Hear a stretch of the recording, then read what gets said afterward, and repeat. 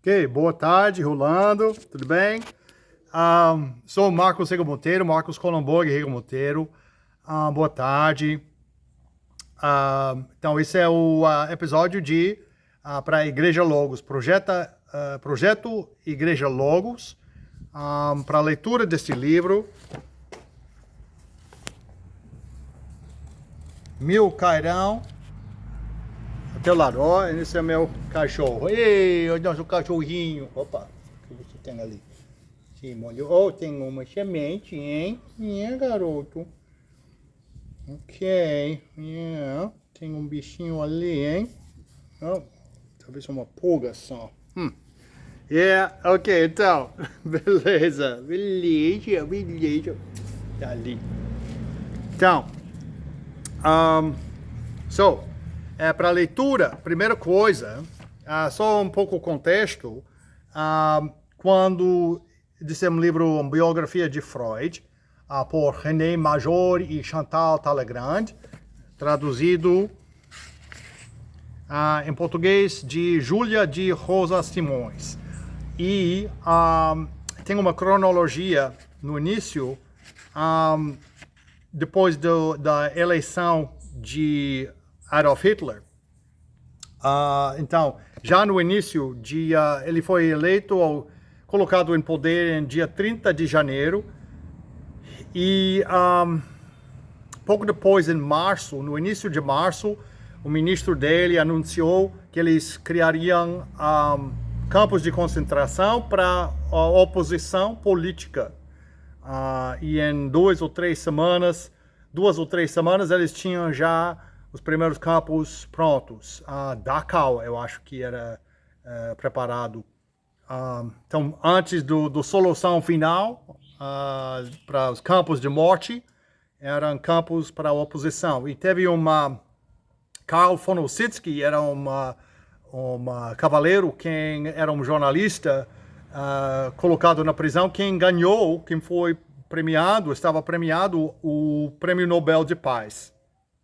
Em 1935, eu acho, e morreu no campo, não podia sair, né? Claro, para pegar o prêmio pessoalmente, e morreu no campo de concentração, já naquele ponto cedo, nem ser judeu, mas só parte da oposição. Partidos de oposição eram banidos logo também. Então, situação incrível para apreciar nesses detalhes. E teve a noite de longas facas também, que aconteceu, acho que em 1934, com várias assassinações e tal. Então, para esse livro, Mil Cairão ao Teu Lado, por Suzy Haselmundi e Mahlon Schurz. Eu tenho eles têm várias imagens aqui dentro. Ok, posso mostrar aqui. Álbum de fotos, dá para ver um pouco.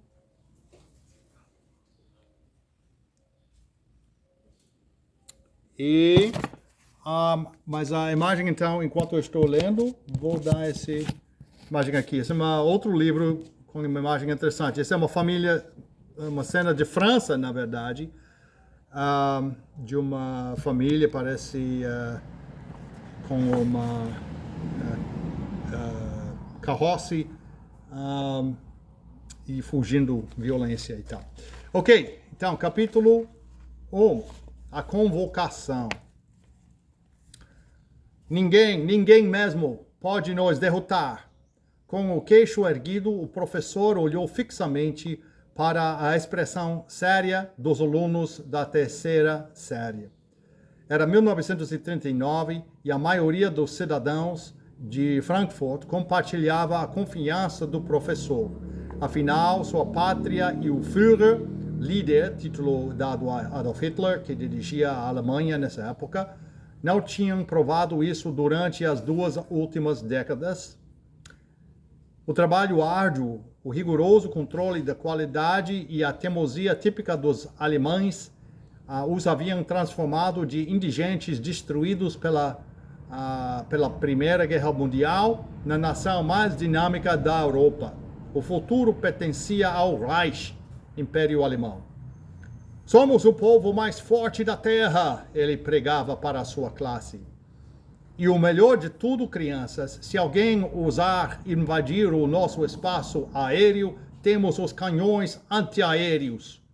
Kurt Hazel, de 9 anos de idade, sentou-se mais ereto. Ele pressionou os lábios e respirou profundamente.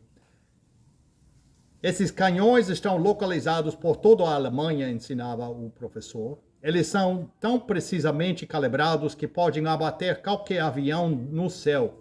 É por isso que a Alemanha será vitoriosa.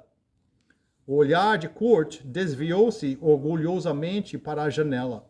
Ali podia ver o sol penetrando por entre as árvores frondosas de Frankfurt. Essa era a sua Alemanha, a sua pátria, o maior país do mundo.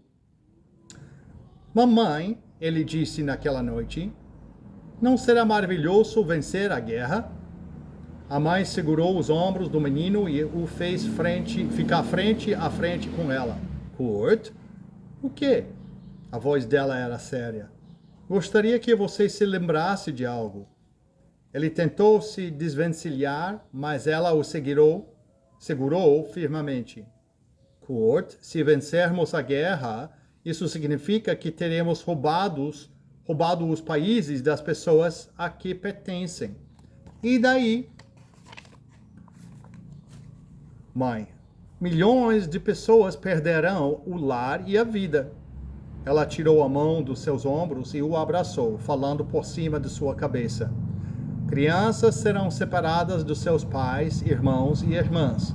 Você poderá nunca mais ver Gerd e Lotte novamente. A mãe o abraçou mais forte e lhe deu uma leve sacudida. Guerrear é errado, Kurt. Matar é errado. Deus quer que os Hazel sejam pacificadores. Ainda assim, continuou Kurt teimosamente, com a voz abafada pelo abraço. Seria legal ver aviões sendo derrubados. Em 1939, Franz e Helene Hazel e os vizinhos sabiam que Adolf Hitler realmente estava se preparando para a guerra. E como todos os outros, a pequena família adventista do sétimo dia questionava o que o futuro lhes traria. Em breve saberia.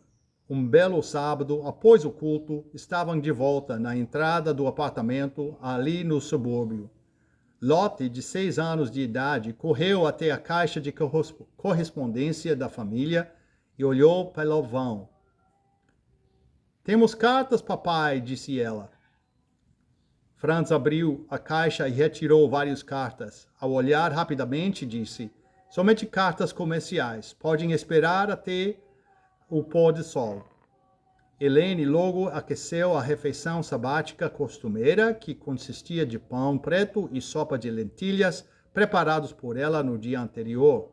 Por favor, podemos ir ao paraíso dos pássaros? Suplicou Kurt. O dia hoje está tão bonito. Lotte e Gerhard, de 4 anos, apelidado de Gerd pela família, se uniram e Kurt para insistir no mesmo pedido. Por favor, papai. Franz lançou um longo olhar em direção aos livros que estavam sobre a escrivaninha. Ele gostava de estudar a Bíblia e os escritos de Ellen White e estivera almejando uma tarde tranquila em casa. Ele suspirou e com a cabeça concordou.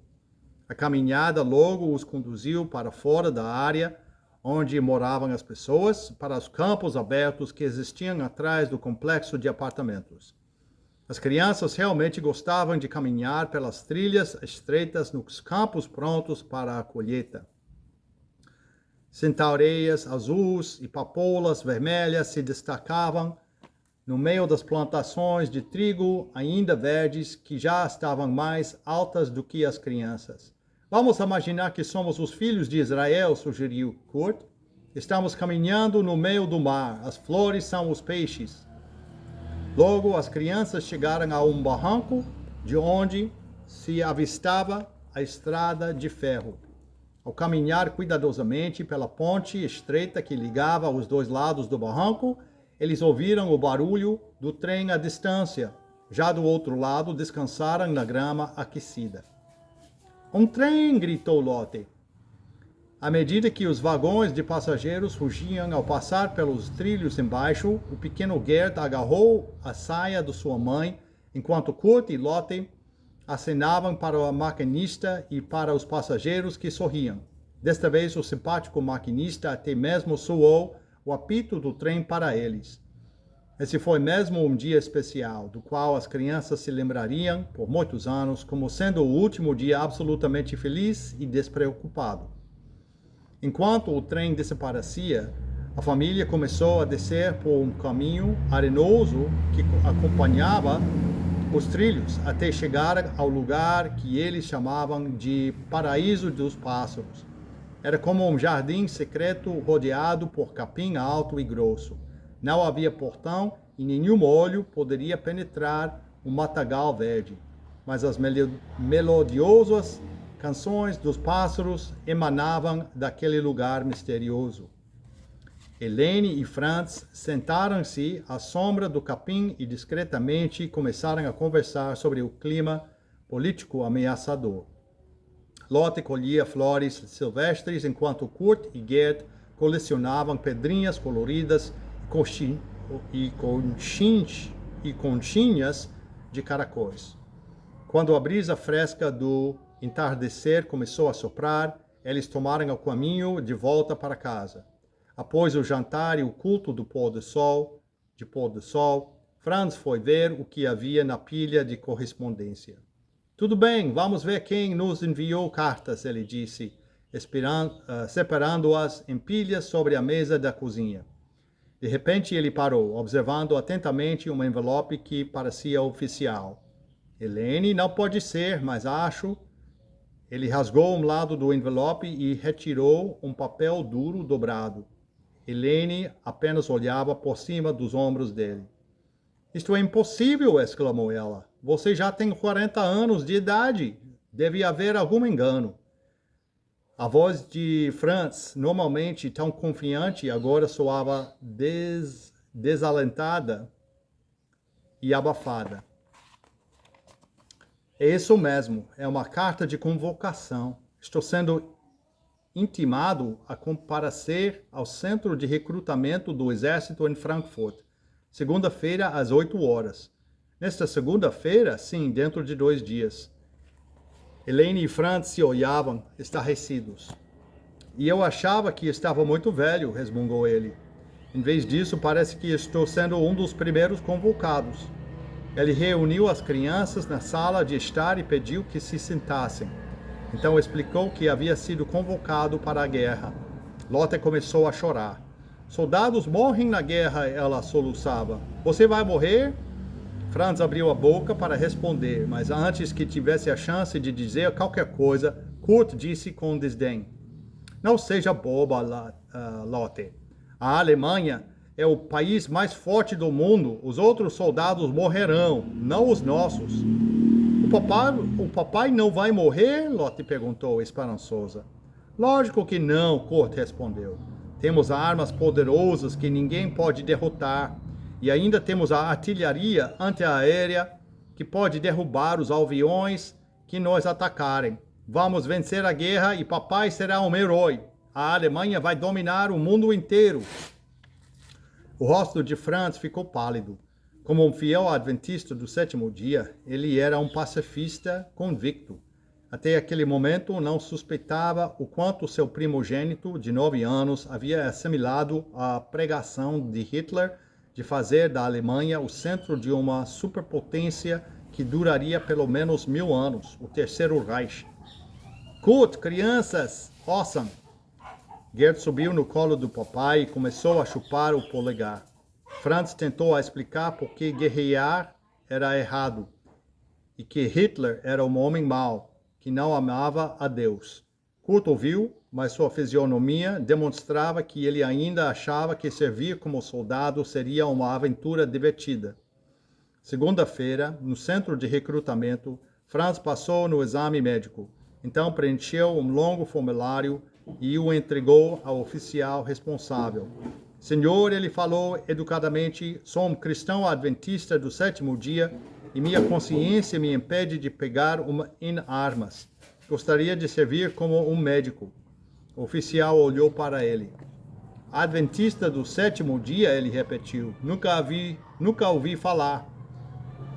E chamou um colega que estava de outro lado da sala. Ei, Hans, vocês sabem alguma coisa sobre adventistas do sétimo dia? Eles são como os judeus, Hans respondeu, gritando. Guardam o sábado. O oficial olhou maldosamente para Franz. Bem, então, finalmente falou. O que você faria se estivesse cuidando de um soldado machucado e o inimigo atacasse? Deitaria em cima do homem e o protegeria com o meu corpo, senhor. Não me diga, o oficial revolveu os olhos e disse com ar de desaprovação. Não temos lugar para covardes no exército alemão. Ele folheou alguns papéis e então escreveu o cargo de Franz no formulário de admissão. Ele fora designado para servir como soldado raso na companhia 699, chamada de Pioneiros do Parque. Franz engoliu em seco. Ele conhecia bem os pioneiros. Aos 18 anos, ele servira com eles na Primeira Guerra Mundial. Essa era uma unidade de engenharia que preparava o caminho para o exército passar. Ele também sabia que a prestigiosa Companhia 699 era responsável por construir pontes para facilitar o avanço das tropas de Hitler. Isto significa, Franz pensou consigo mesmo, que os soldados de 699 sempre estarão entre os primeiros alemães em território inimigo.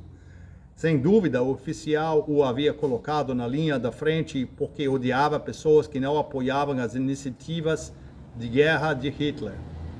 Não fique aí parado, soldado, o oficial falou asperamente. Mexe-se.